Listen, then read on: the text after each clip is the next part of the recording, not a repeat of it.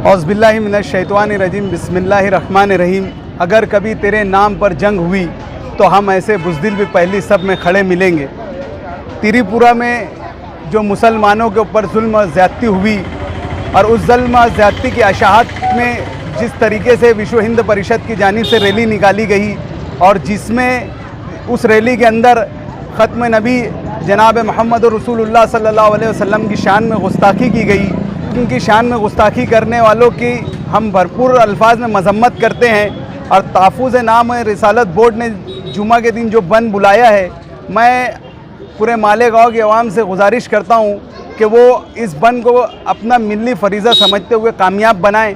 और साथ ही साथ मैं बिरादरान वतन से भी इस बात की अपील करता हूँ कि इस बंद को वो कामयाब, इस बंद में वो भी शरीक होकर अपना अमली तौर पे सेकुलर होने का सबूत पेश करें।